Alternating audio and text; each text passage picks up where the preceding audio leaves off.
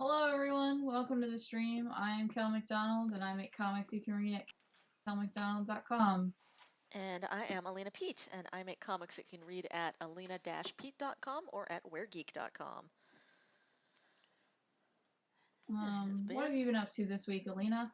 I have been binging Wednesday because it's very good, and both my partner and I are obsessed with the Addams Family. Oh, I started it and was like, I feel like I would like this more if it wasn't like forced into an Addams Family hole. Oh, really? Because I kind of feel like I don't know what I go to the Addams Family for.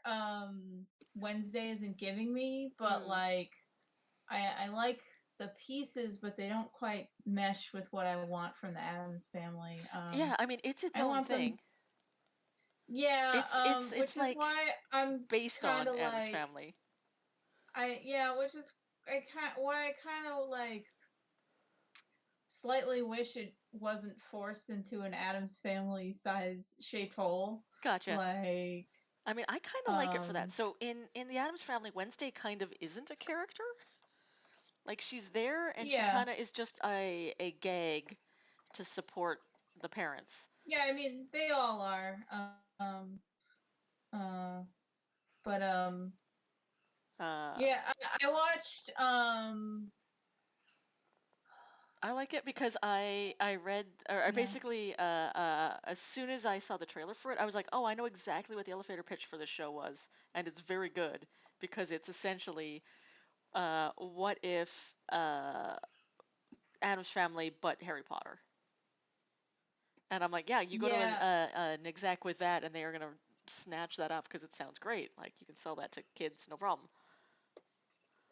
That is a slam that dunk. might be my problem with it is I don't like half of that equation.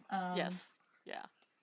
And I I like to think never of it as liked like, half of that. what if the boarding school style teen drama format, but it didn't have any of the transphobia. Well, yeah, and so I've gotten that like have you seen the originals? No. Uh it was not what I'd call a good show, but it gave me more of what I wanted from Supernatural Boarding School, which Mm, is over the top nonsense. good, good, yes. Um, they're so not the originals. Legacies is the name of the show. Mm. Um, the originals was the other spinoff. So both of them are spinoffs of the Vampire Diaries. Oh, okay. And Legacies is about like all the kids of the characters in Vampire Of Diaries course, of course.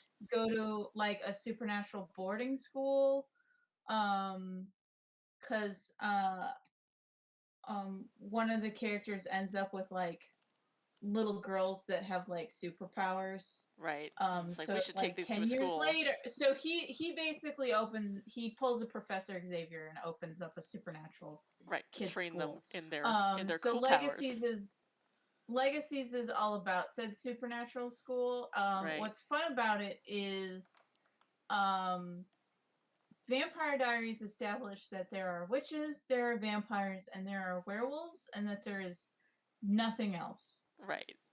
And so Legacies is like, well, the reason why those past shows thought there were no other supernatural things is because there is some like supernatural entity that like sucks like if it sucks a creature in, it erases all memory or proof of that thing's existence.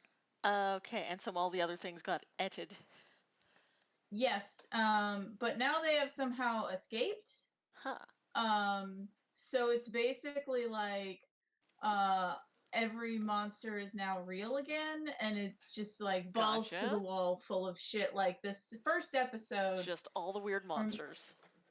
like the second episode, a dragon gets out, and Oh, they're dang. like, "What?" No, there's fucking dragons. What are we gonna do about this? Yeah, and there's a kid who like thought he was a witch, and doesn't understand why he can't get his powers to work while like all the witch kids. Right. And then it turns out he's a fairy. Oh, okay. There you And go. it's great because he's like a chunky, nerdy dude, so you would not expect like him to Oh, be a fairy. chunky dudes don't get to be fairies. I love that. I love that. Yeah, so he finds out he's a fairy. Good. And then they have to fight Santa Claus in a Christmas This episode. isn't the True Blood universe though, where fairies are super fucky. No, Their superpower is they it's fuck. yeah. So it is a CW show, so everybody fucks. Well, I mean, true. Yeah, But correct. so it's extra nice that the chubby dude got a plot line because CW shows do not like No. um Only sexy people that dudes. aren't conventionally attractive. Yeah. But yeah, so I kind of wish Wednesday was more like that. Mm. Just more nonsense. It's pretty good on the nonsense. Okay, so what I appreciate about it is they try a little bit. They were setting up the usual teen format of like there's two boys who are both interested in the main character and they kind of fighting each other and etc etc. Mm-hmm. Except that the object of their interest is Wednesday Addams and she could not give two shits about them. So I think that was also part of what weirded me out is that like hot boys were just throwing themselves at Wednesday, and it's I honestly was like, kind of I don't. delightful. I like this like teen format that we've come to expect, except the teen girl does not give a shit. It's very refreshing. Um, on the topic of teen girls that don't give a shit about Wednesday, and this is also Hey. probably why I was not as into Wednesday being the object of their affection, is so I watched this anime on Netflix that was very funny, Mhm. called Romantic Killer, um, which is girl who only wants to play video games, eat chocolate, and play with her cat all day. Oh, good. Um, Good. yeah, that's she's got her life figured out. She has some fucking priorities, So man. yeah, so at the beginning of the story, though, a weird imp creature comes up and is like, hey, my kind have been enlisted to help Japan with their declining birth rates, so you need to get a boyfriend, Missy. And I'm going to use my magic powers to prevent you from interacting with the things that have been distracting you from romance until No. you get a boyfriend. No. So it uses magic so that way it makes all her video games disappear. Her dad comes home and is like, I've suddenly gotten a job in America and I'm going to take our family cat with me to said job so I don't get lonely. Um, She's like, no, my and beloved also, cat. now you will be an unsupervised teenager living alone, making Get romantic get hijinks on them easier. action. Um, and so, and then the creature is just using magic to have like hot guys like fall on this girl. Like, They're like, you are the loveliest thing I've ever seen, and she's like, I just want to play video games. I, yeah, exactly. Leave me alone. I am not Um, single-handedly going to repopulate Japan. well, it's in theory there are multiple of these little creatures, and they Mhm. are like Working forcing together everyone to to rehorny yeah, Japan. they're yeah. Um, and it was very funny. I have so much sympathy for this poor girl. She's like, Yeah. I just want to live my best life here. And it's also so at first like the dudes are so like comedically fitting into romantic tropes Mhm. perfectly that at first she thinks that the creature is using magic to manifest hot guys into reality. Um, partly because like a guy shows up on her doorstep and is like, "We've been friends since childhood," and she's like, "I don't remember you at all." Who are Um, you?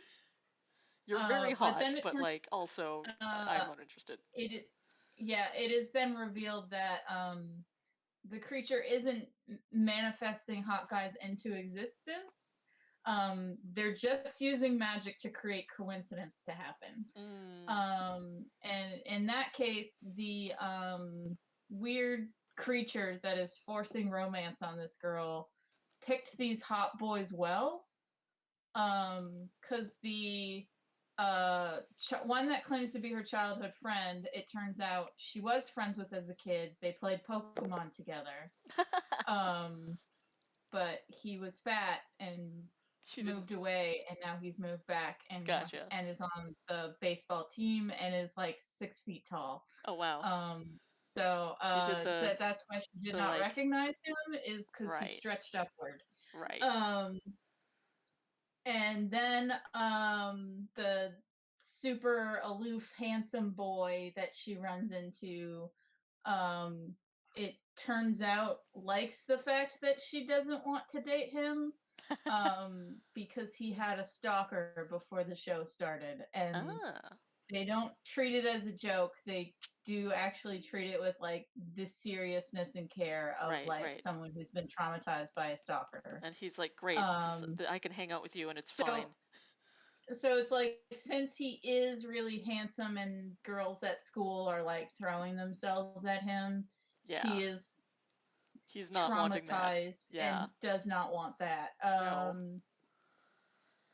Uh so I was surprised that like it could handle the topic or Yeah, for an anime, whatever. that's quite sort of Yeah, sensitive and then for like a silly the romance anime. yeah, like, so it's still funny like 90% of the Yeah, time, yeah, but yeah. when the stalker stuff comes up, it's like, oh Let's yeah. take this seriously. Yeah, cool. And part of why that guy ends up liking her is partly because she doesn't want to date him, but when the girls that all like him find out that she's been hanging out with him, they're all like, hey, so are you his girlfriend? And she's like, no. No. And they're like, okay, well then can you help us get dates with him? Right. And she says no, because he said he doesn't want to date anyone Yeah, right and now. she definitely understands that. Um, but this is even before she knows he had a stalker, so he Right. overhears her saying that, and then is like, okay, she is a good person to hang out with. Good. Good. This is a safe person. Um, but yeah, but since I had just watched that, watching Wednesday, Yeah, you're like, nah. yeah, it's like I just watched a bunch of hot dudes fall over protagonist that was uninterested. Um, I feel like I've done this already. uh, I read a book that's the opposite of that, which I love. yeah, Um, I remember last week I was telling you about the new Aliette de Bodard novel of Sapphic Sapphic space pirates, which is super yes, good, super good. Oh my God, that book is so good. It's called The Red Scholar's Wake. It's mm-hmm. a story of basically like two people meet, they have no idea who the other are, but for reasons they must get married immediately to save both of them. And then they grow into this love that's really awkward and hesitant at first, but then is also like really healing for both of them in different ways. It's just so very nuanced, and it shows how Cool, like falling in love can be a very messy thing. It's exceedingly well written. Highly recommend it. good.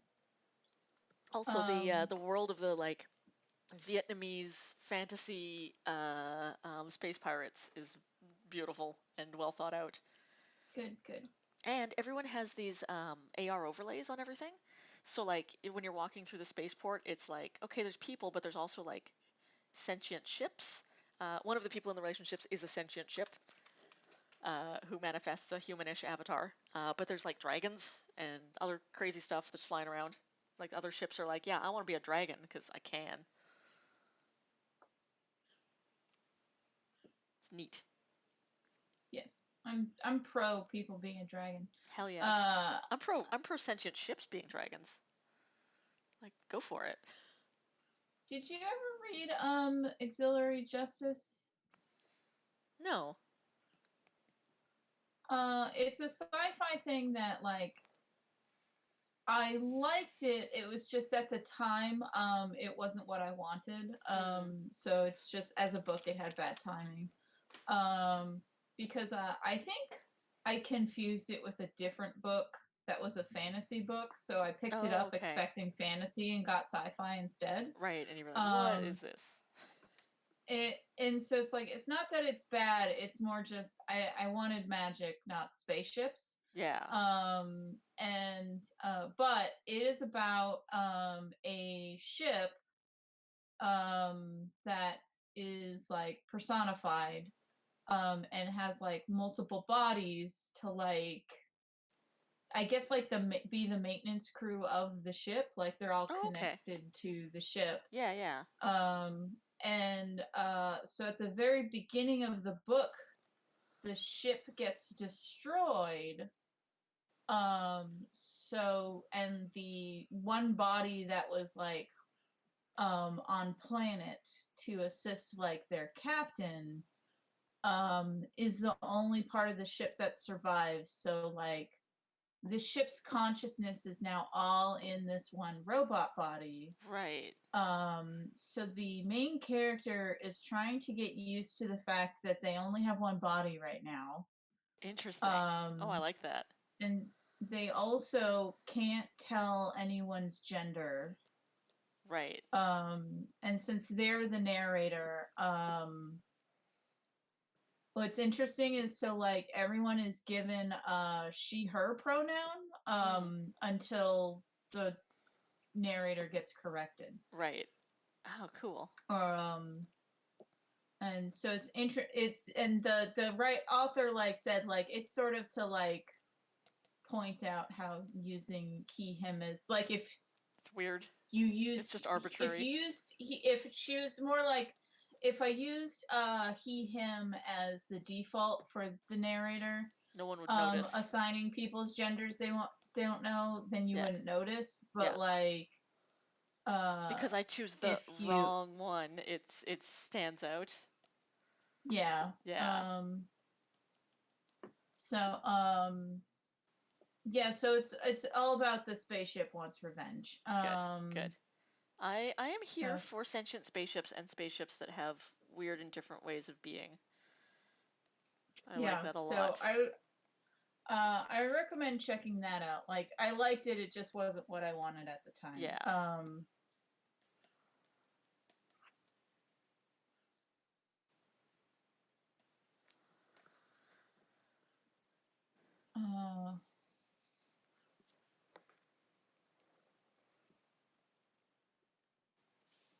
I should do more ropes. There's got to be more ropes here.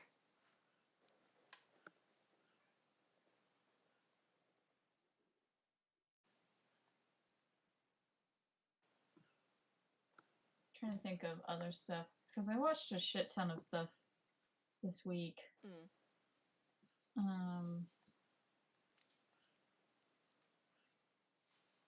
We basically like powered through Wednesday in 2 days. We were gonna save it for the weekend, but we did not get that far. So I watched until she found the secret society in the school. Yeah.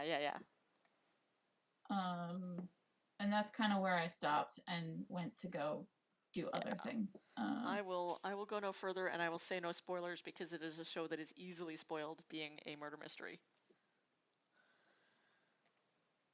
But it's a real fun ride. I love the sets. I love the costuming. Yeah, it's good. I love the dance sequence. That is not a spoiler because it is like the biggest thing on TikTok right now. It's just nothing but teens dancing like Wednesday Addams, and I am here for it. We are gothing an entire new generation, and I love it.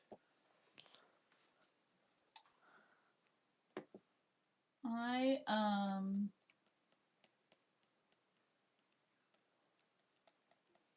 watching Chainsaw Man. Yeah, how's that? Still good. Good. Power is the best character. She's a demon lady who Oh, is yes. the one Yep. that Spike loves because she has a speech about how she doesn't flush her shits and doesn't bathe. Spike would definitely be into So all of that. Spike loves Just a a trash gross woman. trash woman.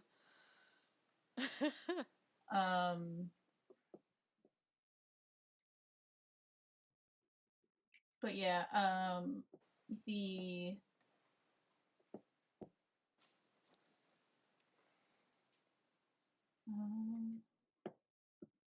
I've been watching Mob Psycho 100. Good. Keep Mob is a good boy. If you haven't watched that, you should watch that definitely. I have not watched that one. Okay, Mob Psycho 100 is what if Charlie Brown was the most powerful psychic in the world? That's a hell of an elevator pitch right there. Basically, Mob is the greatest psychic in the world, but being a psychic does not actually help him with any of his goals in life. Right. Just makes everything or hard. achieve anything. Yeah. It doesn't make it easier for him to talk to the girl he has a crush on. It does not help him get good grades. It does not help him have the confidence to handle public speaking. It does not give him a more athletic physique. He just is psychic. Yeah, he He's is like, that's all I just the get. most powerful psychic. He can destroy the world, but he cannot pass his math test. And he is terrified of reading in front of people, and it also doesn't help him make friends and be popular. Well. And so he wanted to learn how to control his psychic powers. And so he Googled greatest psychic in the world. Good. So the man that he got to be his mentor is a con man. Excellent. Does he like cheat at poker? Because, you know, psychic. Oh, like he sells physical exorcisms, which is just he gives the person a massage or does like chiropractic. Gotcha. Like they occasionally do like jokes that are him using his psychic techniques. Yeah. And it's stuff like someone's like, I think this photo of mine is haunted. And he goes, I will exorcise this photo. And then it cuts to him on a computer using Photoshop to just erase the smudge in the photo. Good. Good. Excellent. And so I love nefarious con men using psychic powers for and just so, for the lamest stuff. It's very good. Mob does not realize that his mentor does not actually have any powers. Right. He's like, you're definitely wise and great, and I like it. Yeah. And fortunately, Mob is he like knows the quote unquote types of things that a psychic teacher would actually say. So Mob is learning a lot of valuable lessons because of do as I say, not as I do. Yeah. Good. I like a good con man teacher. Mentor. I love his mentor, who's just a trash boy. Good. I really like what the hell's her name? Owl Lady from Owl House. Yeah. I like her as like a good messy adult who's like, you definitely should be trusting this adult, but like also she's really fun. She's just a good character. Yeah. Reagan's the mentor teacher's fucking great.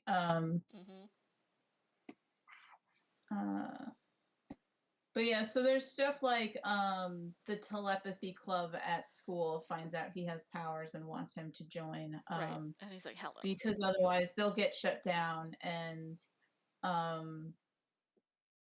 Mob goes because they told him to go. Like he's very weak-willed. Um Like you said, and Charlie Brown. yeah, and so it's his mentor is like, listen, if you don't actually want to be there, you don't have to be there. Right. Like, You don't need to go. um, and it leads to like, well, what do you want to do? Do you actually want to join the telepathy club? And thinking it over, Mob is like, no, I want to join the body improvement club. And then an ongoing thing is him like hanging out with these super jocks. Good. But he is like the weakest, frailest boy. Yeah. I could see a And bunch of jocks being into that though, being like, I like that you're here. We can help you. if you've seen this gif running around, that's him trying to keep up with them while they're jogging. Oh yes. I love that gif. That's really well animated, actually. Yeah. Uh, He looks like he is about to die, and it's very funny. yeah, because he is. Uh,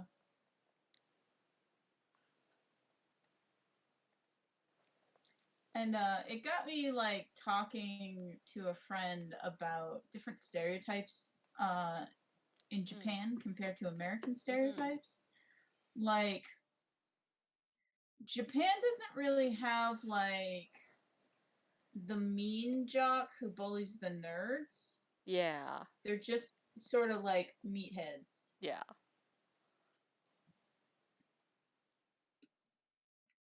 And like their bullies are always like juvenile delinquents. Yeah.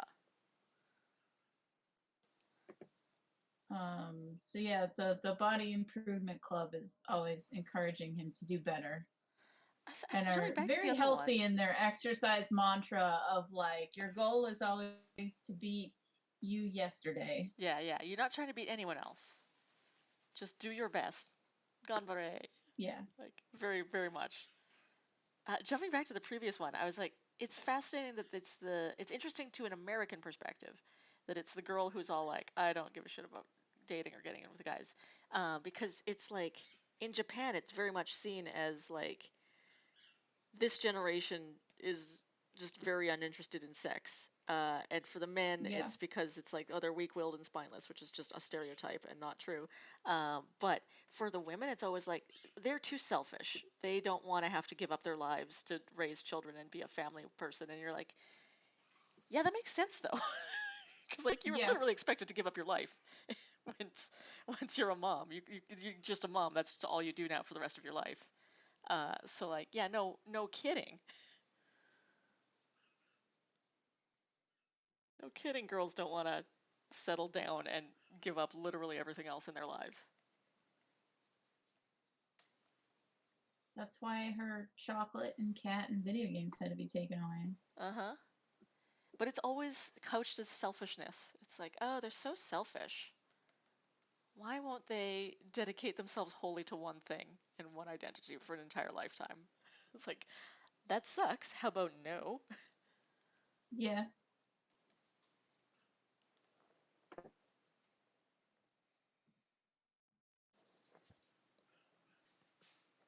There's also a very funny part where the wizard creature lights her closet on fire because all her outfits are like unflattering cat shirts.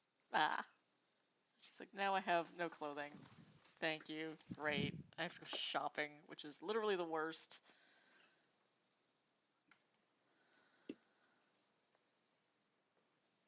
And then she has to go purchase shirts that aren't cat shirts. No.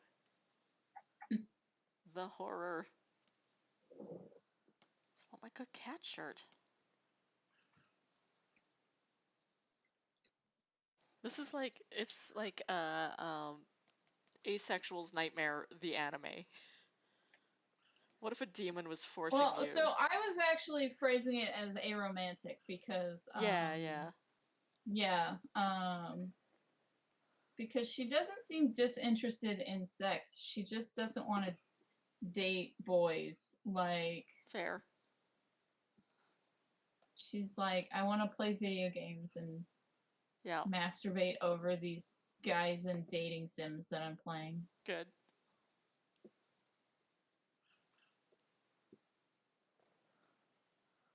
Um, But the stupid demon won't leave me alone. yeah.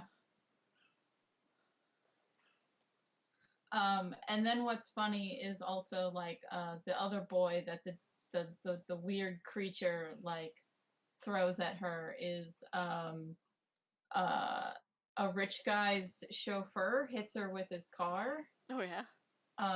And Rich Boy is so used to ladies throwing himself at him that he's like, I assume that you did that on purpose so that way you could get a date with me. So I guess we'll go on a date. And she's like, She's like, that's no. what a lunatic would do. Yeah. So no. Yeah, no Um, thanks. and that drives him crazy because he is not used to To ladies not being not being wanted. interested in him. Good. And he was like, how dare? How dare you Yeah, resist my basically. charms and my How money? dare? What do you mean money can't buy your affection?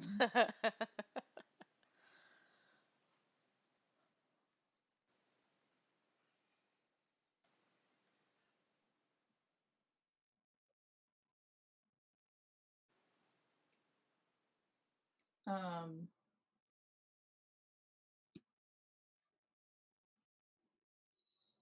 I watched the new season of Dragon Prince. Oh, I want to get into that one. That one's next on my queue. I really, really, really, really love the previous season. I love Soren, the meathead boy.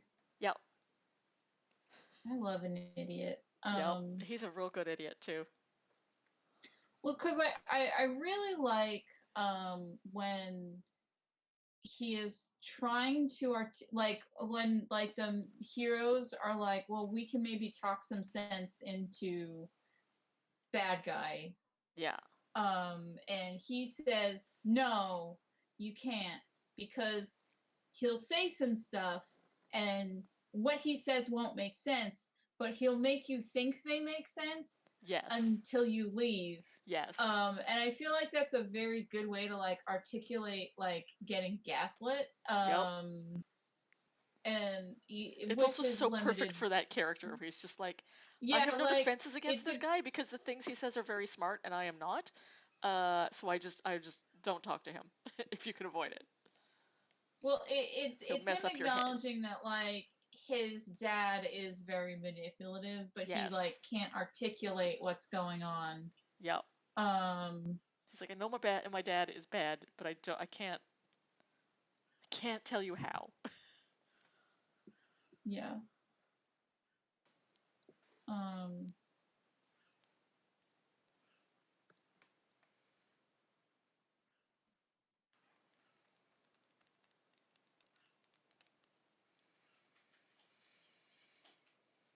Oh yeah, I was gonna do that.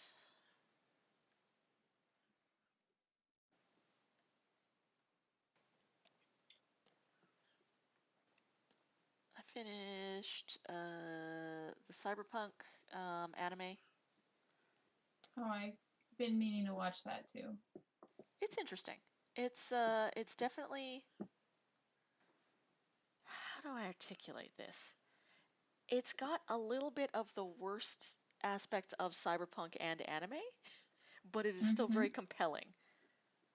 And I don't mean that it's bad, but like anime that are about depressing things tend to really fucking lean into it Mm-hmm. and go very, very melodrama. And cyberpunk as a genre um, tends to go very like you're just fucked. Like everything's just very, very fucked up, and there's no way out of it, and you know it's going to be a tragedy, and you're just like, okay, all right, well, it's all that's left to see is how this unfolds, this horrible tragedy that's about to unfold. So if you go in knowing that, and I did, I'd be like, right, yep, this is. Don't expect any happy fun adventures in cyberpunk land. It's fine. But I know a lot of people were sort of like, oh my god, that show was so depressing. I'm like, yeah, no, that's the Cyberpunk the video game, deals with some pretty heavy themes too, and it's not. There's no happy fun in Cyberpunk land.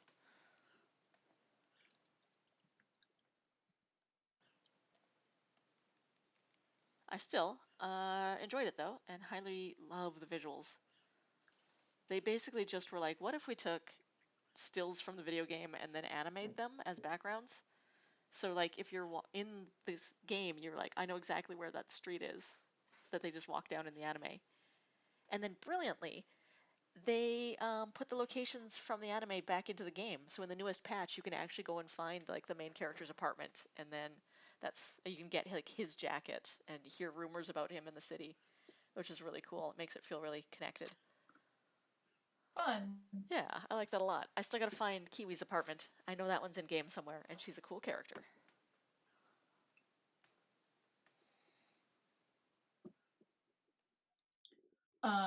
So yeah, so I heard like it was good and that it's beautifully animated. Mm-hmm. The animation studio that made it also worked on Brand New Animal, Oh, really? um, which was an anime that I watched the beginning of but didn't finish because it felt very style over substance. Mm, So what I've been hearing is like, hey, this is if that anime studio like actually had decent writing behind them. right.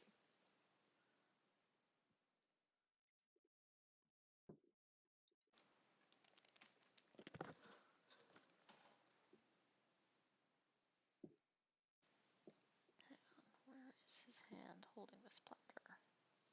um I definitely watched something else on Netflix recently. I'm trying to think of what it was.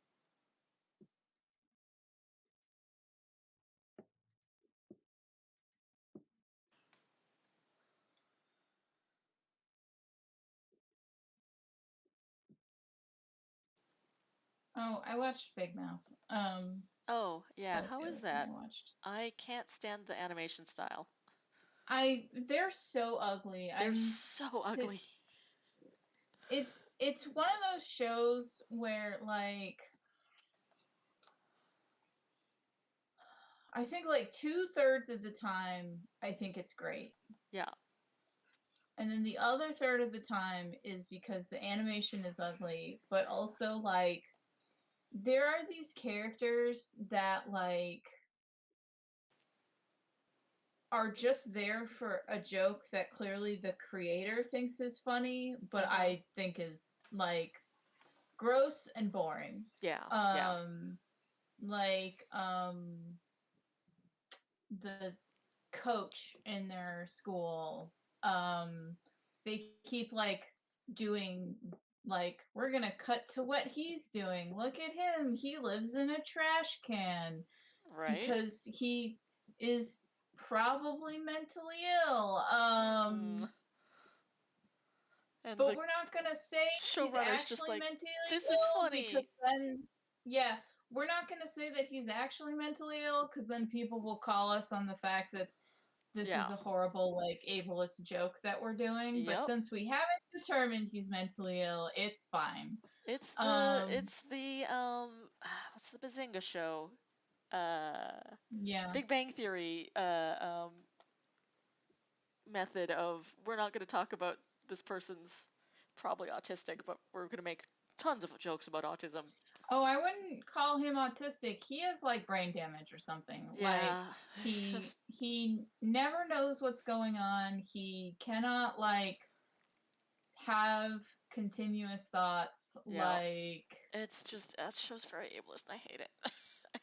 I hate yeah, that show. I so hate. Okay, I think I may have done this rant before, but I hate Big Bang Theory so fucking much because it yeah. essentially everyone assumes because Were Geek was about nerds, they're like, and this is my family members who aren't maybe as big on online, but they're just like, yeah, your comic, it's just like Big Bang Theory. Hey, I watched Big Bang Theory. It's like your comic, and I'm like, no, it's really fucking not.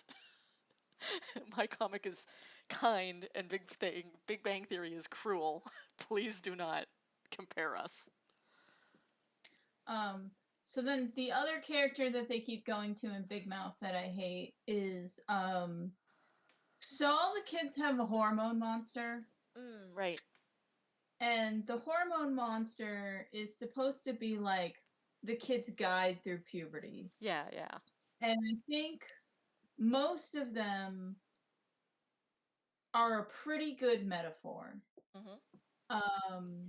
Because like the kid who is voiced by John Mulaney and can't stop being the horniest boy in the history of boys.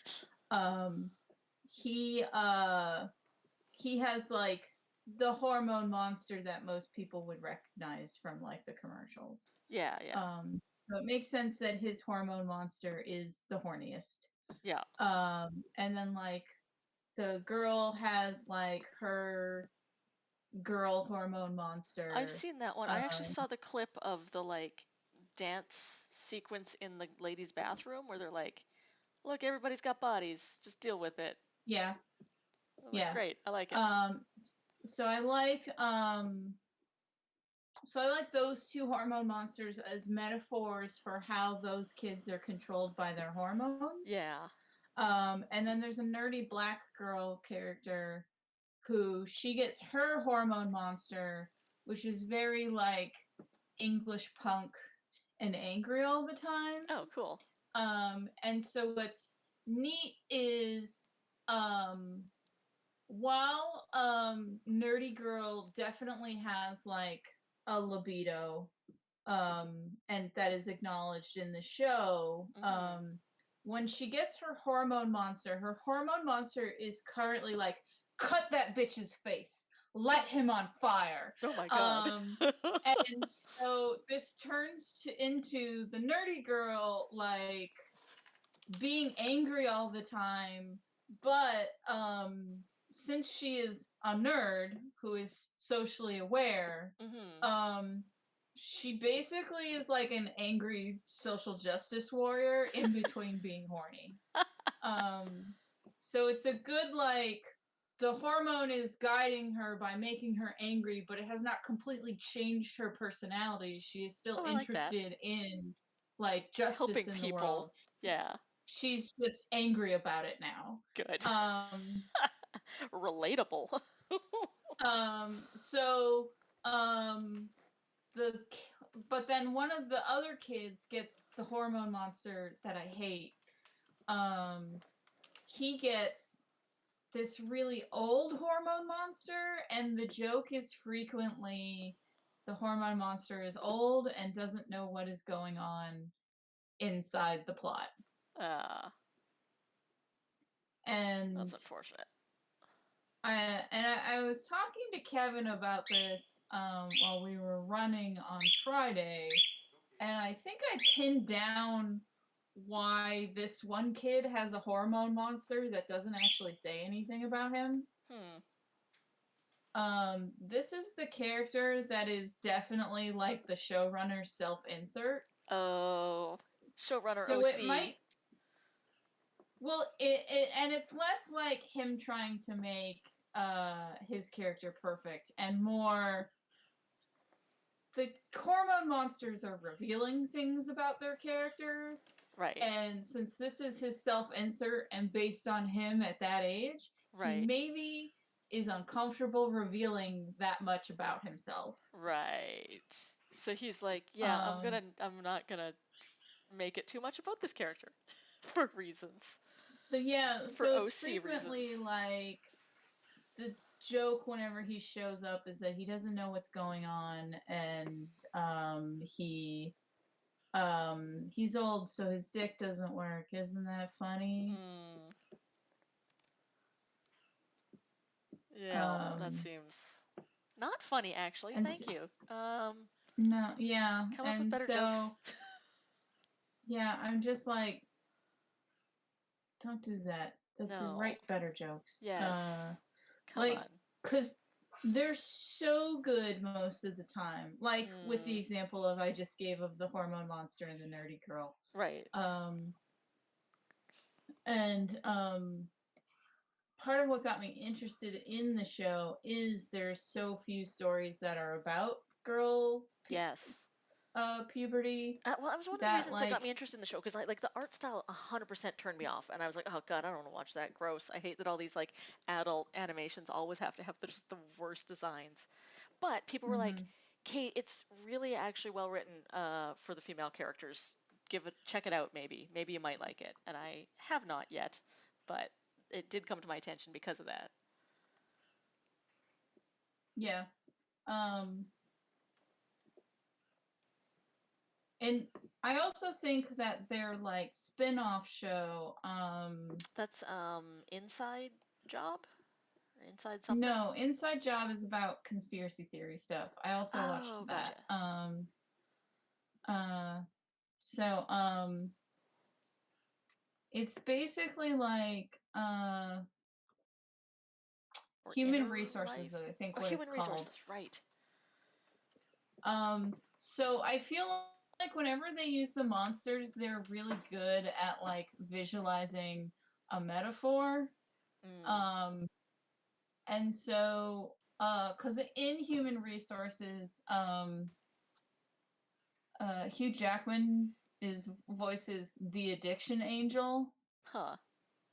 Um, and at first, like, you think that he's just gonna encourage humans to go on benders or whatever. Yeah. And there is a character called the Logic Rock. Right, right. I've seen that guy. He's like a Um, big he looks like Stonehead a kind of guy. Stonehenge guy, Yeah.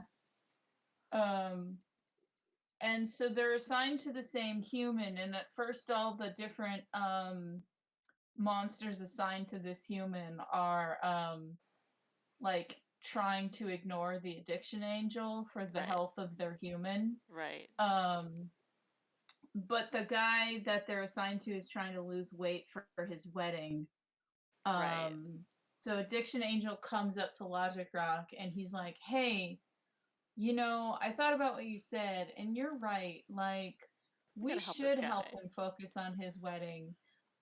So I went online and I found all these calorie counter apps and like I was gonna. workout regimens we can give him. And Logic Rock is like, "Oh yeah, this would be really helpful." And that's how they Oops. get him into like having an eating Yeah, that's I was how gonna Addiction say. Angel gets the human into having an eating disorder. I was gonna say this sounds Like, like a setup for eating disorders. yeah, so it's basically like it's having the Addiction Angel he's trying to find any in. Yeah. Um and he can manipulate any of the other monsters. And he's Hugh Jackman, He so he's also got like all looks this like he also looks like smooth voice. someone's OC. Oh, good. Good. Uh, because he's got like scenester hair, angel wings, and tattoos, and Oh, excellent. That's just good design. yeah, If you're on DeviantArt in the early yes. 2000s. Good. Um,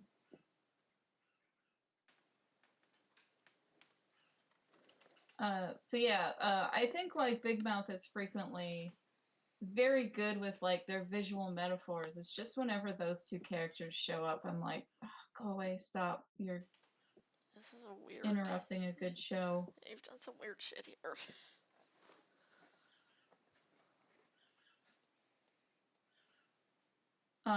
The newest season has their first asexual character. Huh. Um, and he's asexual without being aromantic. Hmm. So the arc is that he is dating the nerdy black girl. Right. Um, and it's very cute that like they hold hands and he gets really excited and she gets really excited, and then her hormone monster is like, you should shove your tongue down his throat and then like do something She's like like, nope, nope. shove his face between your thighs and like She's like, no, we must be um respectful. yes, that is her response. Good, good. um uh then what happens is the it cuts to following him, and it's like right after their first kiss, and he didn't really feel anything during the first kiss, so he is worried that something's wrong. Right. And he goes to talk to quote unquote the horniest person in school, which is the That character kid. played by Jason Mantzoukas. Right. Um, and It's okay. Hey, my bird and is so freaking out. then Jason Mantzoukas' character is all like, "So you ever get like butterflies in your stomach?" And he's like, "Well, yeah." And he goes, "Yeah." So and then it zooms in on the horny guy's stomach butterflies, and they're having a fucking orgy in his stomach. uh and then the asexual character is like, I don't think my butterflies do that. Right. And then it zooms into his butterflies, and they're like lying in bed with their feet, like lying on their stomach on their bed with their feet in the air, like teen girl style, going, holding Missy's hand was so wonderful, and Nice. being very cute. Aw. uh Good. and he does have a hormone monster, because Huh. as proven by the metaphor, that hormones are not just Yeah. sex, Yeah. they're also wanting to burn the world down. Yep. um Sometimes that's a thing. Sometimes you wake up and choose violence. Sometimes your yeah, hormones choose it for you. so he asks his hormone monsters if there's something wrong with him, and they're like, well, let's see. Here's the cast of The Mummy. Any of them doing it for you? And he's like, not really. It's like, are you sure? Look at Brendan Fraser. And he goes, still like girls. And it's like, okay then. Yep. And it goes, how about? He's like, well, my uncles always talk about how hot Halle Berry is. And they're like, yeah, we got some Halle Berry. And then they show him a picture of her. And he's like, well, I'm just thinking, like, it must be a lot of hard work to like stay in that good a shape. So good for her. And he is completely not like, Not unmoved. yeah. Yeah. And they're like, well, yep. And they just shrug, and they're like, well, There we go. who knows? Yep. Shrugs.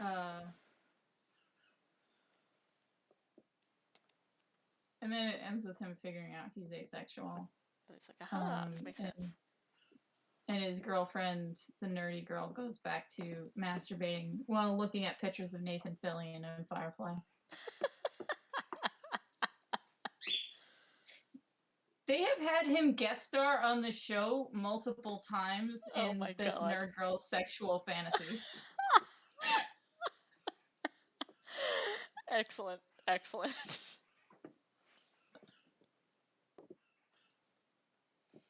One of which is Star Trek themed. Nathan Fillion in Star Trek. Good.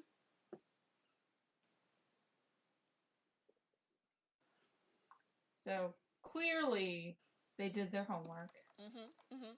Good. Love it.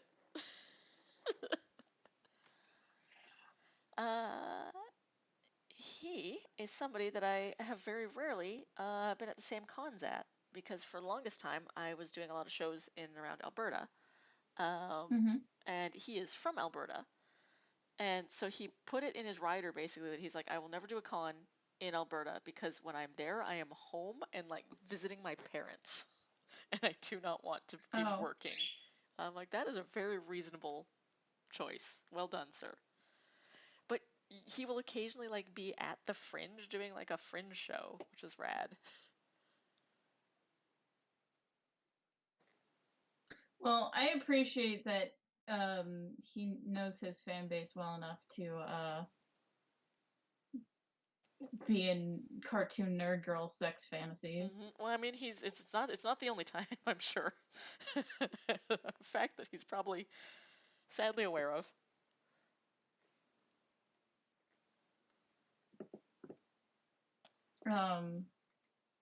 He was Captain Tight Pants.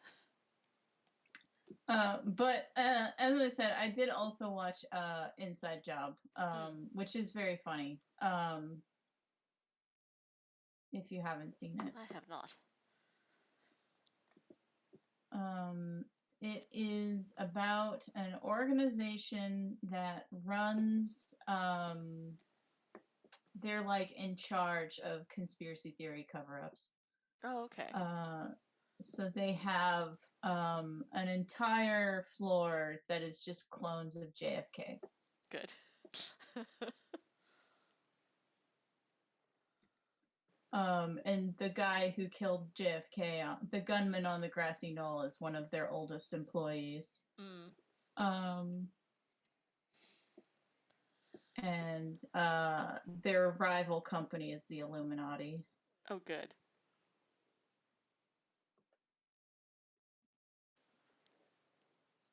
It's like 40 times the animated series. Yeah. So the main character is like an underappreciated workaholic lady, and her dad is voiced by Christian Slater, who's a guy that used to be in charge but was fired. So now he drunkenly yells things at the White House. Excellent.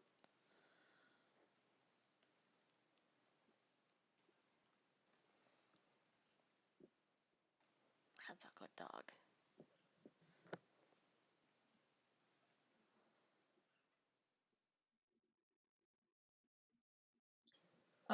But the first episode's conflict is that she doesn't get a promotion that she wanted, and instead they hired some random white guy.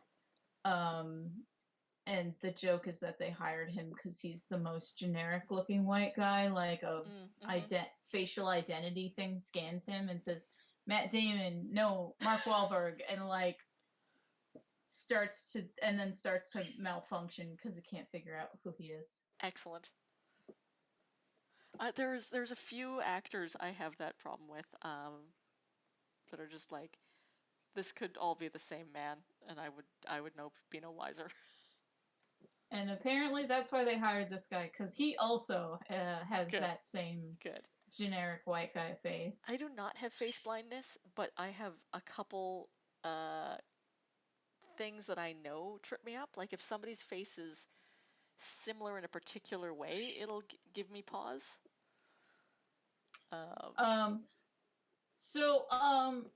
While watching MTV's Teen Wolf, clearly the showrunner has a type. And that type is sandy blonde hair with an undercut. Because the last season, they added like 3 new characters, and they were all white guys with the same physique and the same sandy blonde hair and same haircut. Like, and I was just like, I can't tell any of these attractive white boys apart. Correct. That would be me if I was watching that. I would be like, which is this? Is this Taylor or Bradley again? I can't tell.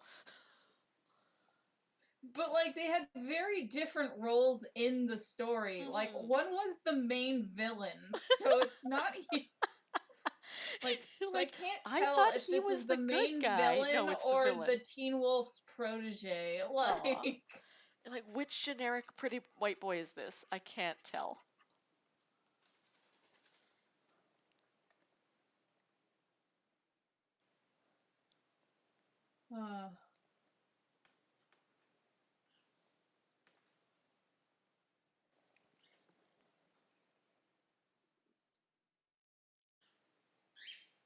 And but yeah, Inside Job's really funny. The second season just came out. It's produced by Alex Hirsch, and nice.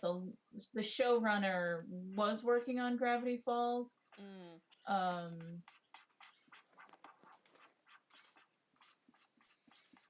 Like sometimes they do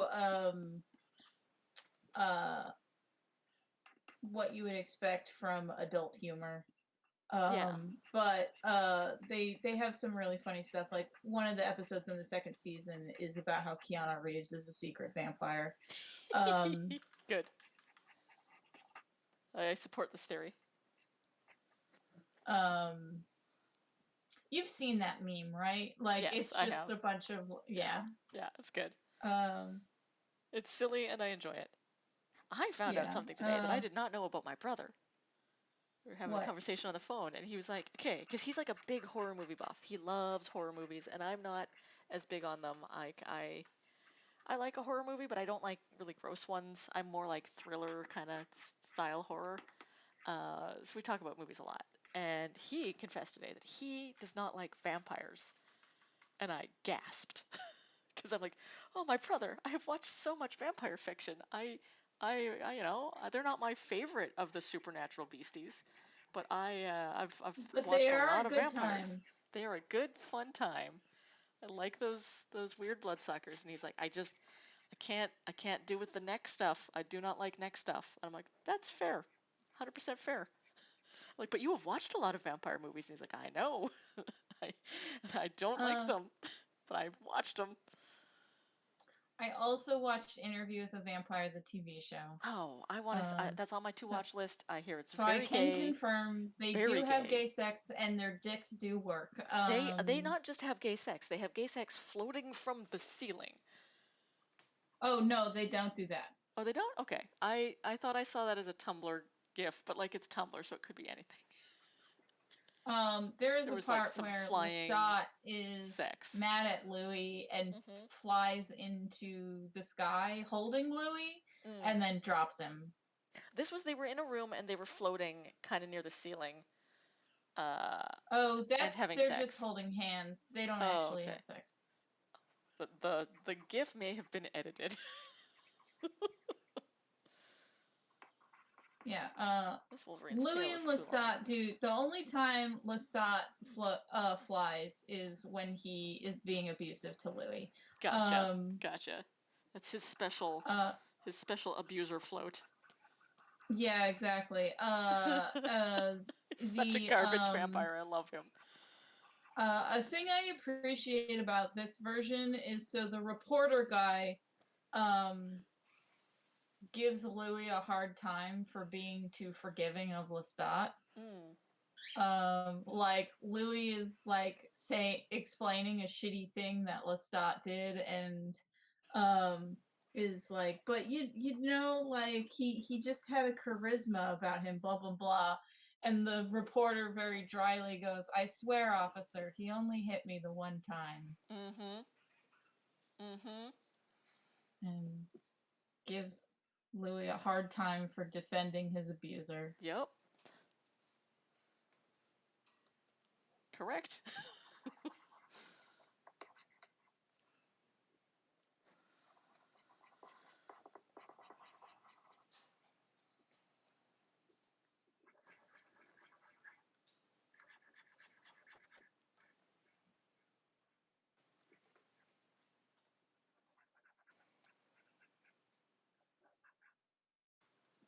I want to watch Lower Decks next. I think that's my next big adult animated thing to watch.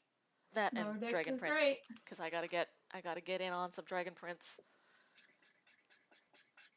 Oh, another Inside Job episode is about the Shazam Kazam. Oh good, oh good.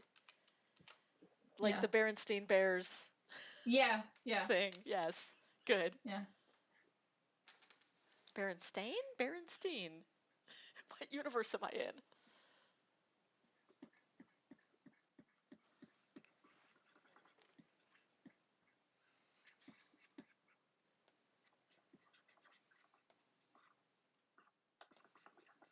But yeah, it's really good, and I feel like Christian Slater in his later years has really cornered the market on playing crazy conspiracy theory shitty dads. Good, good. Because that's also kind of who he plays in Mr. Robot. Have you seen Mr. I Robot? haven't, no. Mr. Robot is about a hacker who's gonna fuck Oh, up now I a have to big watch it. company. Now I have to watch it Um, because it's about a hacker. yeah. Hell, I like watching shows Um, about hackers. Christian Slater plays like the head of this revolutionary group that recruits this hacker. Good. I'm already with you. And he's kind of like kooky and like, Oh, I love it. maybe we should murder some folks. What if we don't, though? Because we're just hackers. We're not murderers. How black hat do you want to get, boy? Yeah, basically. And the main character is played by I forget his name. He's an Egyptian actor. His eyes kind of bulge out a little bit. Oh, I think I know. Rami or something. Yeah, what's his name? I can see his face. So he's I think the it's the guy I'm hacker. thinking of. Nice. What's the show called again? I want to know who this guy is now. Yeah. The show's Mr. Robot. This robot hacker guy. Yeah, Rami Malek. Yeah. That guy. Yeah. So he has He was some Freddie Mercury. he has some unspecified mental illness that he loses time and is very paranoid. But so a big part of Mr. Robot is what really happened. Because he, as the point of view guy, is an unreliable narrator. Because Good, yeah. He doesn't even know what happened half the time. That's compelling. I like it. Yeah. It was really good until like the third season, and then it kind of goes a little off the rails.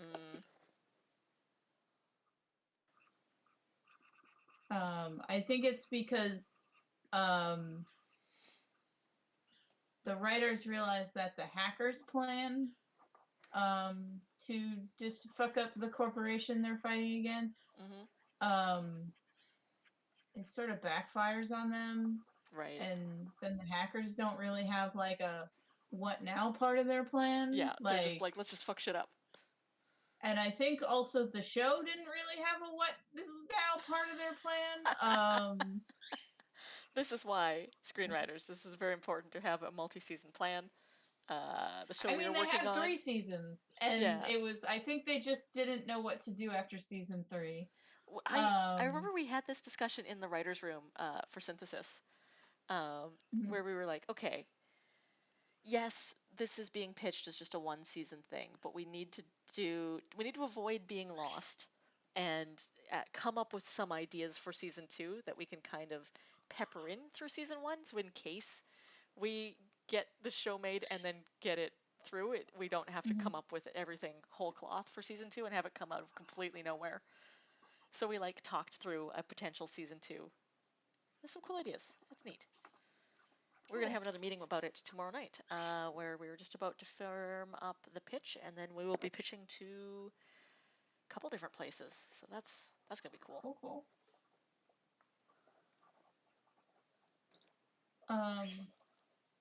Yeah, so Mr. Robot, their plan is that they like delete all the digital banking records. Yeah.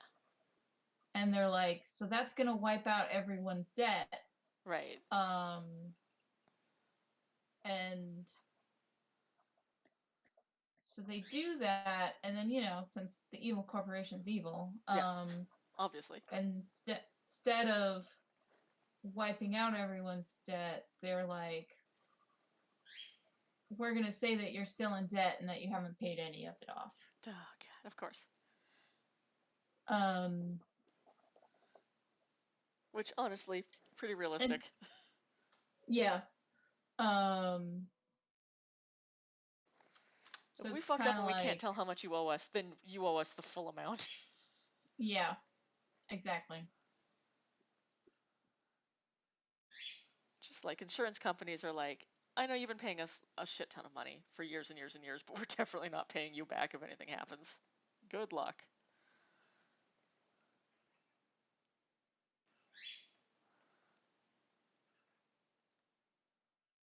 At least in the States, there's some regulation here. It's still, not 100%, but it's Better than nothing. Better than the States. Mm-hmm. Canada. That's basically Canada's tagline. Is like, well, it's not great, but we're better than the States. Nutmeg, is it night time? You want to go night my bird? Hang on, I'm gonna go. Your Put my birdie bird in needs to bed sleep. because she is very grumpy. It's been cold and snowy, and she's just grumpy and wants to sleep now. So I'll be right back.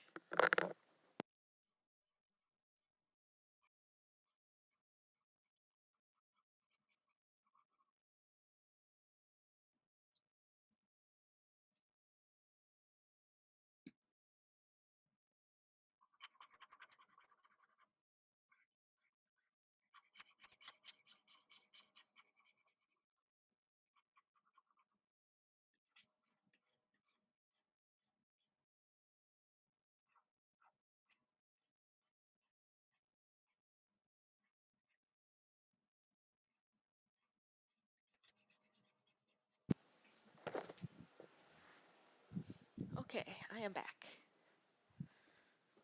One bird has been put to bed.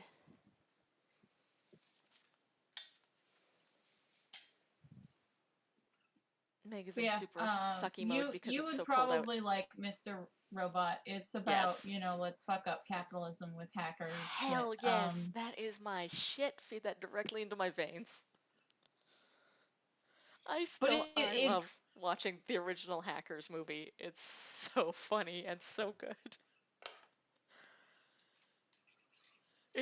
The technology is now super funny because you're like, this is really that's not how computers go, guys. Also, it's the 80s. Come on, but it's so stylized. It's the stylistic part of it that I love.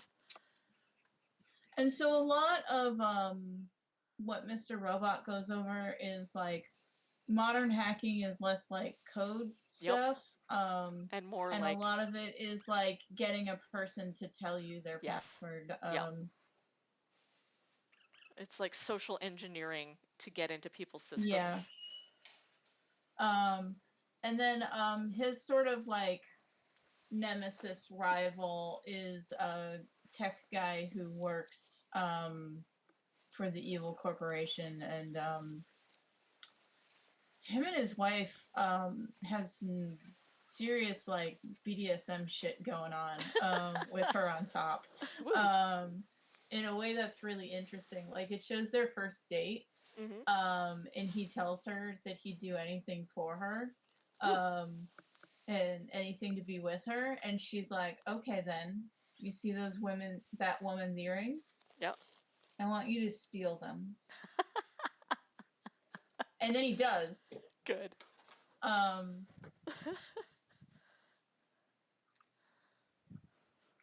she's like, no, I'm not saying I want you to go buy me the same pair. I want you to steal that lady's specific earrings. For me.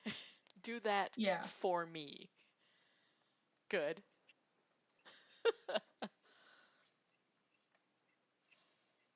And he's just like, on it. I got this.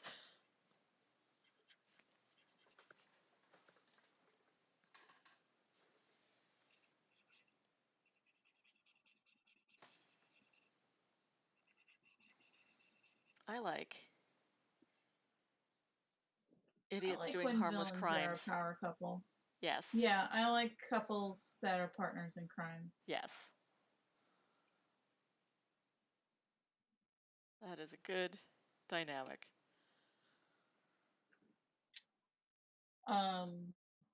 There's a lot of discussion when Breaking Bad was out about people hating Skyler. Yeah. I remember that, and I was super pissed off because I'm like, she is such a well-written character. I love her. She's such a well-written character, and she is also a much better person than Walt. Oh God, yes. Like she should not have put up with him for so long. She is the injured party in that story. And that and their son. Like, oh my God, that poor kid. Yeah. And so like the kid was also a great character. There's one point where his dad tries to throw his disability at him, and he's like, "Dad, fuck off." Like, good, yes. But so like the thing that I was watching that was like examining why people hated her, it brought up that people don't hate um when you have these big like criminal like shithead guys Mm-hmm. like your Walter Whites and your Tony Sopranos, because Yep. Tony Soprano's wife also got a lot of Of hate. Yeah. hate, and it's basically people hate them more than say like if you watch Netflix Daredevil and Kingpin's Vanessa, Yeah. like because um like if it's a wife that's like on the same page as the criminal guy and is like, no, you should kill this dude. Yeah. Um, people react better to that, even though technically that lady's a worse person. Mm-hmm. No, Um, it's this really because misogynistic sort of there's thing of like, she's standing by her man even in crime. That's great. yeah, But the well that wife or that goes also against the like husband to be like, you shouldn't do crime actually. They're like, screw you, hag. It's like, no, yeah. nope, she's Yeah, right. so it's because like and so they were talking about like because we have this picture of like in our heads of what a marriage should be, Mm-hmm. and it is a partnership, and in a way, Kingpin and Vanessa, or guy I just described who's stealing earrings Yeah, for his that is a dominant partnership. wife, Mm-hmm. that is a partnership where they're both on the same page. Yep. Um, Whereas Skylar is a super injured party because she was like, look, I was on board for Walter White, the high school teacher and nice man. I was not on board for whatever you got going on now. I would Crazy argue man. that he was never a nice man. No, he never was. And that's kind of the point. Yeah, That's the point of the whole yeah, series. But at least he was hiding it better, yeah. Um, which is part of why it made him so angry and bitter and become the terrible yeah, person he was, truly inside all along. Now on the yeah. outside.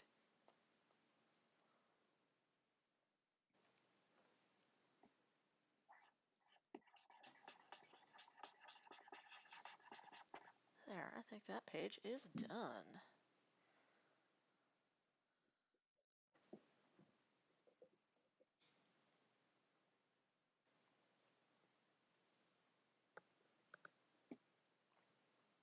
I haven't touched this one in a couple weeks because I was waiting for approvals on the size of the tent, but they said that looks good. So, Cool. yay, finally done. Yay. And this one's got the snow. So I think I can move on to page 16 now.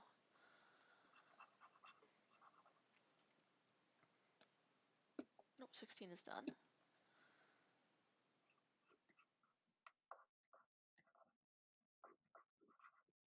Oh no, 16 Oh, needs snow. I hired my social media assistant. Oh yeah, how's that going? Well, so she read all of Fame and Misfortune. That's why if you look at my Twitter the past few days, there have been little like, here's a panel, and then like a snarky thing about it. Oh, cool. Good. And it's like, good. That's what I need you to do on Twitter. Yep, perfect. And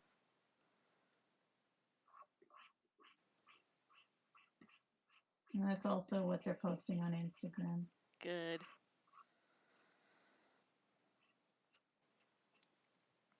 I am still spreading my social media attention between all kinds of different sites. I'm liking Hive. Yeah. It seems like a cool vibe, although it's a little Instagrammy in that I don't feel like I want to post just like unfinished things on there or shit post as much as I do on Twitter. It's also like the fact that it's like phone only at the moment is really Yeah. detriment to it. It is, especially for doing comics and stuff that you want to upload and share with everybody. It's a problem. Mm-hmm. But Yeah. they are working on the functionality, so hopefully we'll see some of that soon. I've still been posting a little bit on Mastodon, not as much as I was previously, because I'm still just on the main instance, like just mastodon.social, and it's fine but slow. Most of the people I know are usually on dice.camp, which is the TTRPG instance. And some of them are on a writer-specific one. Although native Twitter is starting to find Mastodon now too, so I think there's like a native Mastodon channel, which I might go check out. That makes sense. I know a bunch of queer or trans Mastodon channels. Yeah.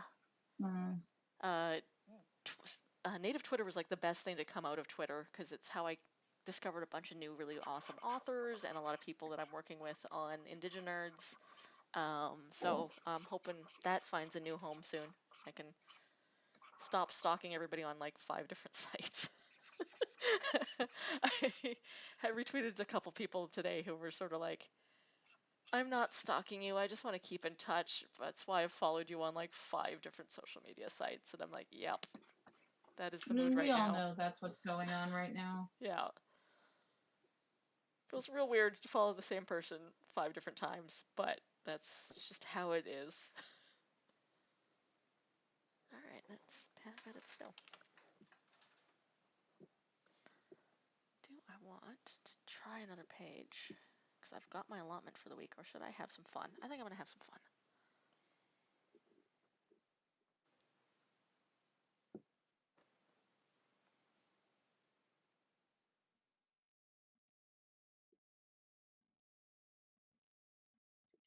Where is my good tea dragon?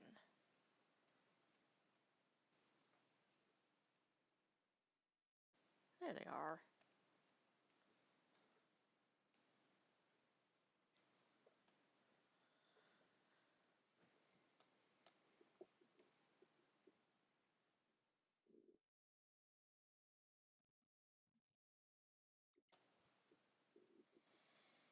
I am I excited. hate coloring. I have so much coloring to do. I hate coloring. Yeah.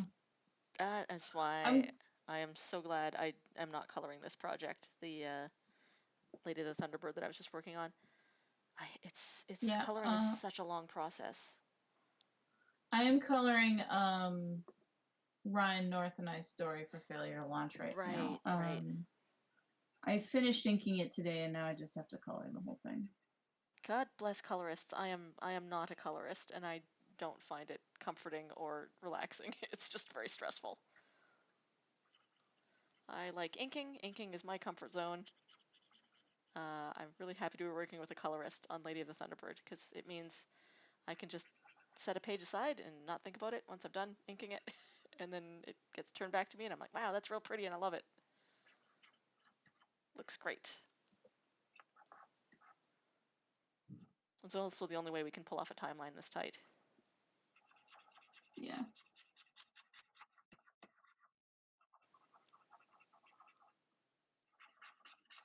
Spike was thinking Indigenerds crowdfund in between Thanksgivings. Oh, smart. I like that. I like that thematically. Yeah, so like whenever. And November is Native American History Month in the U.S., so like it'll be running during that. Yeah. And there'll be lots of blogs that'll probably want to feature us because of that, because they're like, hey, Indigenous Peoples Month content. Mm-hmm. Very smart. So maybe not actually end on Thanksgiving because people won't be watching. So like, I guess like launch the Monday after Canadian Thanksgiving. Yeah. And the week after U.S. Thanksgiving. That sounds good to me. And it'll be nice and fresh in everyone's minds. I hadn't even thought of that, but that's brilliant. I like that a lot. That is good, relevant timing for this project. I know I was seeing people retweeting Cautionary Fables because it's Native American History Month. And they were like, you need some recommendations? Read this book. It's great. And I was like, I agree. Thank you. I did this. Yeah, it's me. It's me and my friends. I think it's rad. I have to think of people to invite to the next Iron Circus book I'm editing. because it's gonna have open submissions, but Iron Circus usually does that thing where we have like Kind of a 5 some to ringers 10 set up first. Yeah. invitees, Yeah. like that are sort of to advertise that you should submit to it. Like people in Failure to Launch are probably excited to be in a book with Ryan North. Yeah. Exactly. No, it's a smart format because it means that you have a minimum. Like you know that you're going to have these big names in it and at least this many stories. In retrospect, I would have done that with Indigenerds, but I was really like, part of it is like I want to foster new Indigenous talent. So giving a big shout out for everyone to be like, hey, anybody can come in here. Let's see. Because my network is mostly North American, we're actually not winding up with anyone who's not North American and or Hawaiian Indigenous. So we didn't get any Maori folks, which is... like there was some confusion, I think, about who could and could not. Because Spike thought it was only for Indigenous folks in North America. No, it said right on the submissions page that we were accepting submissions from all over the world. And I think I even gave the example of like Sapmi and Maori. Yeah, people aren't great at reading comprehension. It's the problem. Yeah. I did that AMA where I was like, hey, ask me things about this. And I had my FAQ at the front where I was like, here's some frequently asked questions that I made up and that a couple people asked. Are we accepting international submissions? Yes. What does Indigenous mean? I can't define that for you because every group defines Indigenous differently, but here's generally the UN's definition of Indigenous peoples, etc.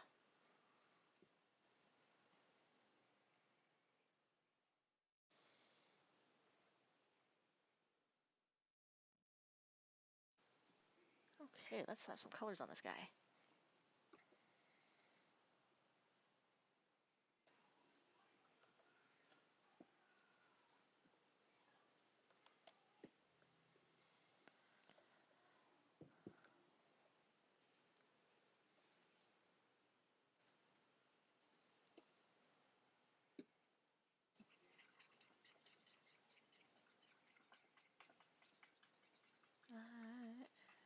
I'm excited. I am going to be part of a new actual play in the new year.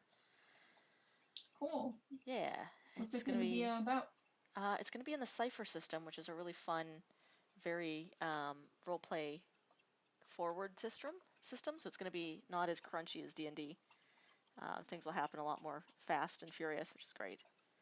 And it's this fantasy world where a long, long time ago there was magic, and there's like now people living in the magic ruins, but magic itself has gone away, and all of the magical creatures like dragons and stuff are not there anymore.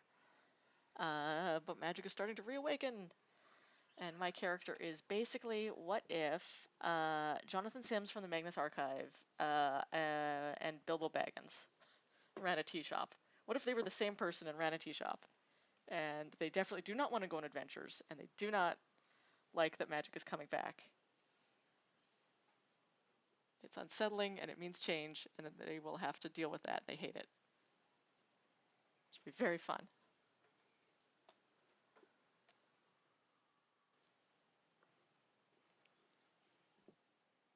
It's sort of vaguely anime themed. We didn't intend that, but then when the DM was looking at all our characters, one of them is like just straight up a shonen hero. Like he's the good eager boy who's like, yeah, I've heard about this magic stuff. I'm gonna go find it. We're going on adventures. It's gonna be amazing. And then we've got a wandering veterinarian who's just like, I super like animals, and I like wander around and help people on farms with their animals, and animals are great. Good. And they are my character's friend, who I know because they'll stop in town sometimes and like trade off their interesting plants that they've found out in the wilds to be like, would this make a good tea? And I will give them money because I'm like, I like having the most interesting teas at my tea shop.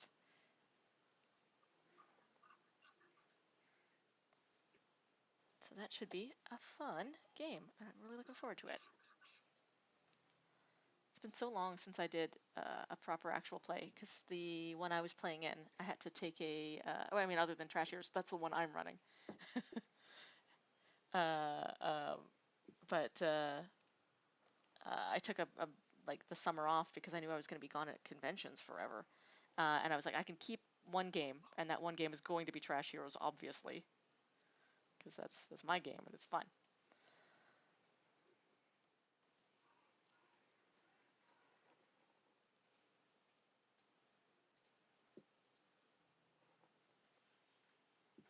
Speaking of, that is this Friday. We're gonna do Trash Heroes, maybe for the last time before Christmas. Because I think after this everyone's traveling and or busy. That's how it rolls. Yep. That is how December is.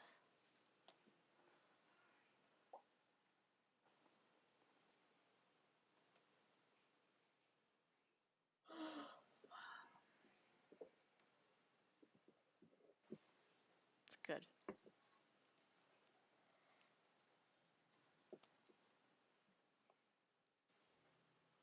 It's a good excuse to see my comics friends.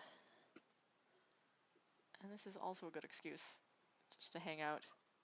Because otherwise we would like see each other once a year at what, Emerald City? Maybe Van Calf. I'm so annoyed that Emerald City hasn't gotten back to us yet. I know, me too. They need to sort out their entire everything. They're everything, yeah. I applied for a job at CD Projekt Red. Did you? Ooh. Yeah, they have a comic animation writing position thing. Hell yes. That they posted. Yeah, because they're making some really rad Witcher and Cyberpunk comics. Like really, really rad. That would be a cool job. I hope you get it. I would have to move to Poland if I got it. Well, Poland's cool. Make it a little harder to do Emerald Not City. so cool with the gay rights right now. No, it's not. Which is a problem. Yeah.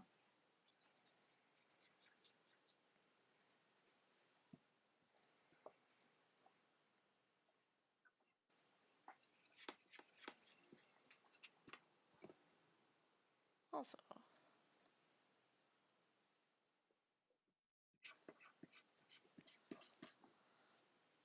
No, I've been watching their novelizations because I would love to apply to write a cyberpunk story, obviously, because it's me. Well, if I get the job, I'll recommend you. Hell yeah. That would be a bucket list thing. I've already written a Shadowrun story, which I'm very excited about, and I hope I hear back about at some point. It's in an upcoming anthology. That was the thing where you were so commenting on how they updated their werewolves to be less shitty about native stuff. No, that's White Wolf. White Wolf updated their werewolves because they were super problematic. Yeah. But also, like, when I played Werewolf LARP in Saskatoon, it was like the most popular one amongst native LARPers because it was like, hey, this one actually has rules for us to be natives and like badass natives that are tearing apart pipelines and stuff, which is pretty cool. We love it, even if it's super racist. Like, one of the magic powers that the native werewolf tribes had was like, make it so you're not drunk. That's horrible. Yeah, right. That's like comedically horrible. Right? Like it was like, we'll do a weird mystical thing at you, and now it was even named something really horrible, like Rite of the Firewater Spirit or something. Like, Jesus.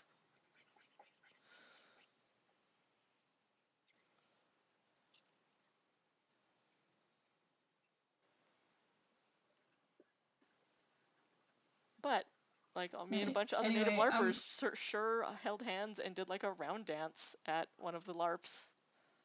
That was cool. Anyway, So then what's Shadowrun's deal? I Shadowrun. guess I was conflating Shadowrun the is two. like, what if cyberpunk but magic? So it's a future.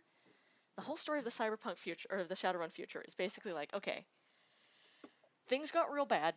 They started rounding up, the US government started rounding up native people and putting them in camps again. Mm-hmm. Except this is at the same time that magic is slowly starting to come back into the world. And dragons are awakening, and actually similar to this game that I'm going to be playing in. But anyway, so magic is coming back to the world, and this magic works on if you are from a people who kind of kept their tribal knowledge and traditional ways, you have mega superpowers now. You have big magic, big powerful magic. So the U.S. has rounded up a bunch of native folks, stuck them in these like internment camps. Magic is back. Now they're super powerful because they're like, yo, we still got our culture, and now we're gonna summon spirits and fuck your shit up, and they do. And like volcanoes have dropped across the world, and there's like nuclear power plant meltdowns because of all of the fallout of this, and it's just big catastrophe. And so out of the rise of it, the U.S.'s power is broken, and the Native American nations rise up from what used to be the U.S. Um, Okay. and there's a part of the world that's also like the UCAS, which is like the United Canadian American States, because it's what's left of Canada and the U.S. are like, let's band together and maybe we can hold back the NAN, which is the Native American nations, and we'll be our own thing, really. So when the world settles out again, it's like the NAN basically rules most of North America. It's in a bunch of different tribally affiliated areas, um, but they're all sort of collectively known as the NAN. Um, and yeah, so that's all cool. That's the cool part of it. The bad part of it was that the lore was written by like one guy in the late 80s, early 90s, and Mm-hmm. he was not a native guy, and he made some very questionable decisions lore-wise. So, like for example, in his lore, because native folks were so mad at white folks, they rounded them up and put them in camps instead. And so there's like, I think they were even called like the pale face camps or something awful like that. Yeah, they're basically like, let's put white people on reserves. This is like where the white people are going to be put on reserves, and we're going to treat them the way they treated us, which is not what would happen. Um, and then also like shamans are a real thing uh, in the world. Like you can have shamanistic power and summon spirits. Uh, and so they were like taking a bunch of actual native cultural practices and trying to like be like, yeah, what if you summon this spirit? And it's like you should not mention that spirit, and you should definitely not be playing around with it in a game like this. So it's got problems, but it's still very fun, and I enjoy it.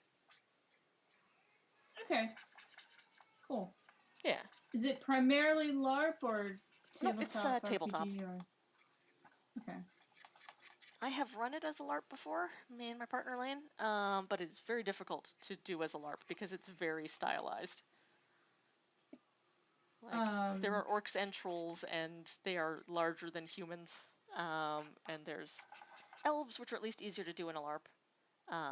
But yeah, there's all these like meta-human races. There's like elves and trolls and dwarves and gnomes and fae, stuff like that. Vampires and werewolves exist in the Shadowrun universe, but they are part of a plague called Vitas.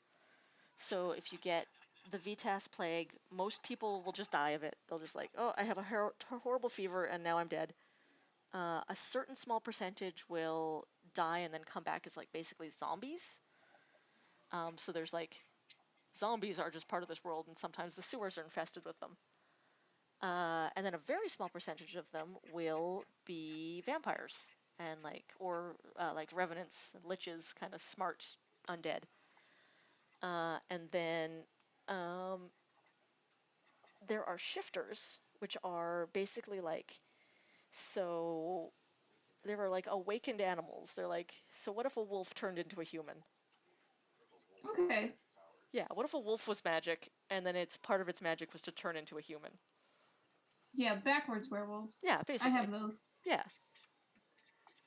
So that's what werewolves are in Shadowrun. Okay, so they're backwards werewolves. Yeah, they're Got it. backwards werewolves. And being spiritually awakened, like being able to see into the astral plane, is like a super huge deal. And they are creatures that exist in both worlds at the same time. So they are both physically there in front of you and in the astral plane always. So they're stupid powerful. Cool. Dragons, for example, are awakened in that way. They exist in both planes at the same time. And dragons are basically the most powerful thing in the Shadowrun universe. One of them was the president of the United States for a long time. Well, not very long, and not the United States, the UCAS. Okay. I was gonna be like, wait, how did that work? Yeah. Little old knuckles on. Another thing I watched is there's a new season of Mythic Quest. Oh yeah. And that's always delightful. Us talking about video games reminded me, like, oh yeah, I've been watching Mythic Quest again. Nice. The what's very funny is the two like main characters are like the head programmer coder, and the like big ideas guy of the company. Good. And last season ended on a cliffhanger where they're going to start a new game. And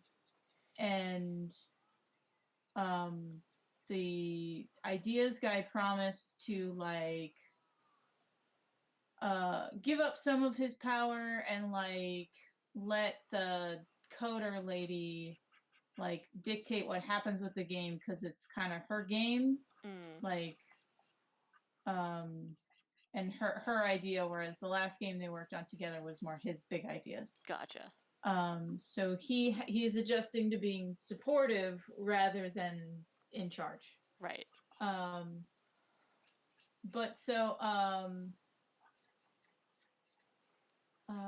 I forget her name, but what's her name? Holmes.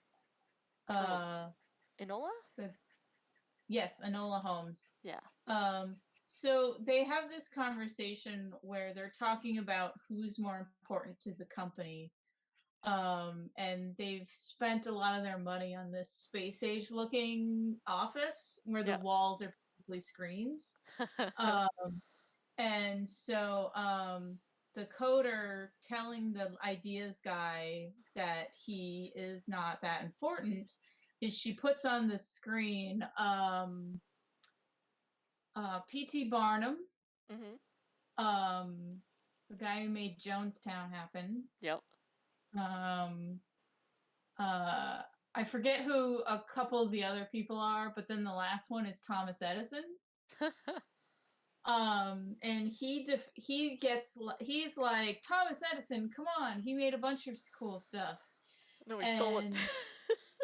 Yeah, that's her response basically. He stole it and took everyone's just ideas. Like a certain muskrat. And so they're like, and so her point is like, all these people, at best, they were con men. Yes. Who got away with it because it was based on just goofy entertainment like P.T. Barnum. Yeah. And then he goes, oh yeah, well, you want to see what happens to like brilliant engineers who don't know how to like sell their ideas? And then he switches Thomas Edison to Nikola Tesla. Right. And is like, brilliant engineer, he died penniless. And as their argument continues, he says a thing, I forget the exact wording, but it's basically a quote from Enola Holmes. Oh, good. He says it, and she goes, yeah, and then she pulls up, like, and the clip of Enola Holmes saying the same thing as him. That he's just stolen from her. It, like, goes up behind him, and he's like,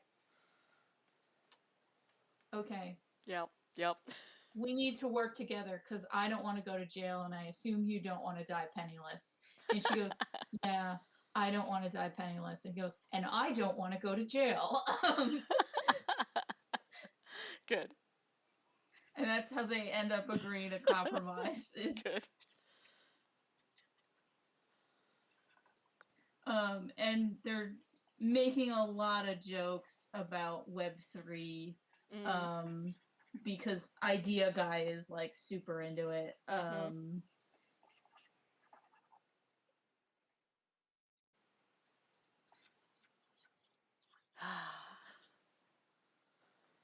He keeps talking about like cryptocurrency and Oh, if they should make an exactly. NFT, and This everyone's like, guy is no. definitely a Elon fanboy. Well, he's based off, I think he's more a Jack Dorsey, so not so much a fanboy, but he would think of Elon as a peer. Yes, yeah.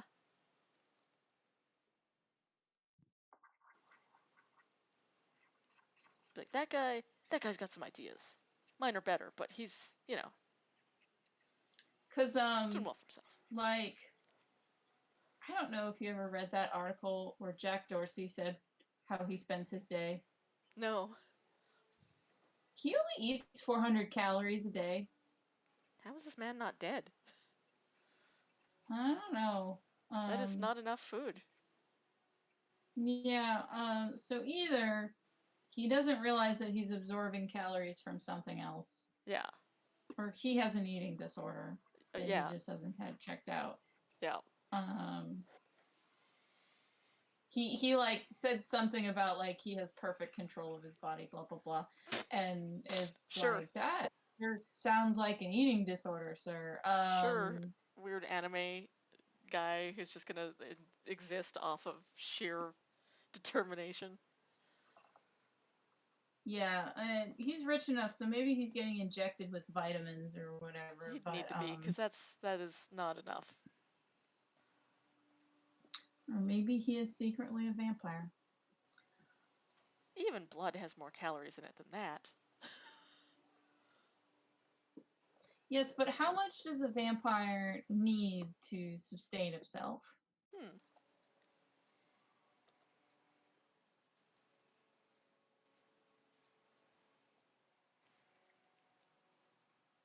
Depends. I suppose that depends on the lore. The world, the lore, yeah.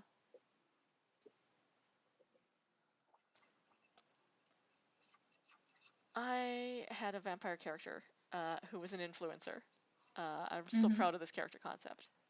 They got bit by a vampire and it made them all ugly, and they were like, no, I'm hideous, I was beautiful, I was doing makeup tutorials, how am I gonna live now? And they were also a type of vampire that like it would show up on video how weird they looked, so they were like, right, I am going to spread these rumors because I'm still a really good hacker and great influencer, to be like, oh, I was in a terrible car accident and I'm going to be gone for a while, you know, pray for me, thoughts and prayers. Anyway, TTL, and they were offline for a while, and then they like tried really, really hard to learn how to fool cameras into seeing them as just a regular person, and they figured it out after like a couple years, and then they were like, hey, I'm back, and I'm still an influencer, how's it going? But their cover story was like, the car crash really screwed up my digestion, so I can't eat solid food anymore. Anyway, that's why you'll never see me eat in public. And why I look kind of sick now.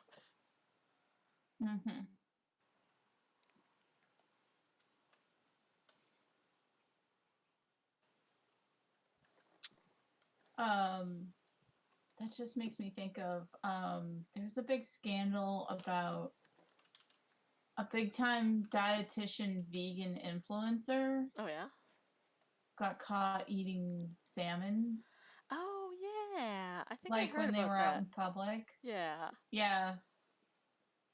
Because there's a lot of like vegan influencers that are suggesting diets that are unsustainable.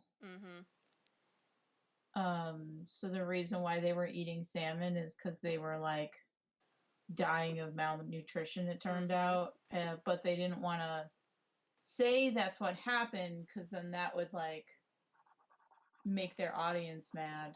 Exactly. So they were So just they like, just secretly ate meat. yep. While still, singing the praises of their crazy diet, Yeah, which would that kill you. people can't. Yeah.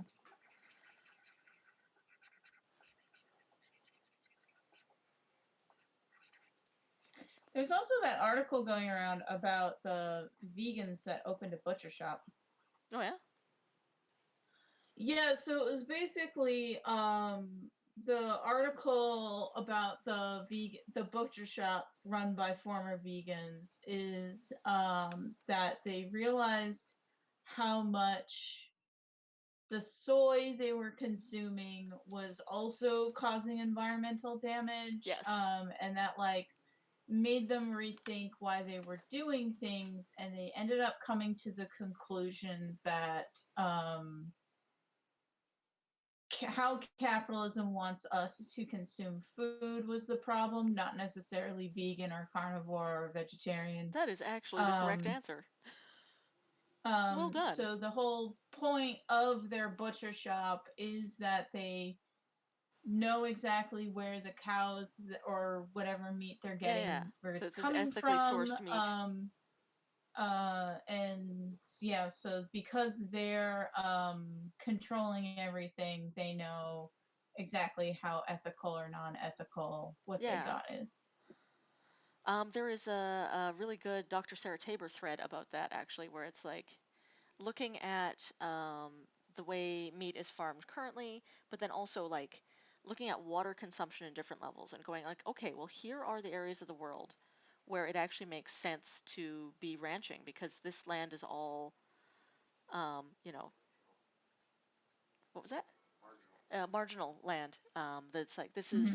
this is land that is not farmable, um, but we can let cattle or other things graze on it, Mm-hmm. and because it's grazing land, it's actually a better uh, um, habitat for a lot of wild animals than if we were farming it with grains like Yeah. soy and etc. So yeah, these are the areas where this is actually the better way to live. Um, and we're not going to like rewild these areas because there's still capitalism happening, but this is the next best thing for the environment there. Yeah. So as long as we're doing sustainable agricultural practices, it's actually not terrible to have meat. Yeah, so that was kind of like the whole point of their article. And so they talked about like how yes, their meat is a little bit more expensive than the average meat you're gonna get, but like once they explain what their mission statement, they have enough customers that are on board that they're doing just fine. Hmm. Um, so There was a similar thread uh, by some vegans that moved to the Northwest Territories for a job, and they were like, "So we were vegans.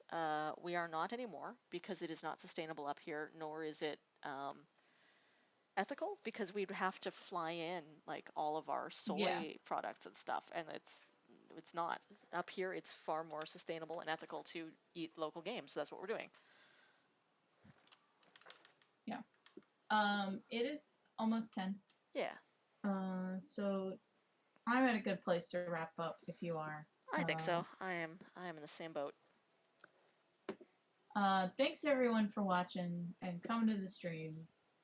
I hope you all enjoyed me coloring and Alina drawing and some and talking about good. some You're still cyberpunks working and on the dog shadowruns. dog sled wagons, right? Yeah, yeah. For the last little bit, I switched to just some indulgent art, but I'm basically done my dog sled pages for the week, so I'm feeling Yeah. good. Y'all have a good night and Check out our enjoy your week. various websites. Yeah. Good chatting with y'all. We will talk to you later. Bye.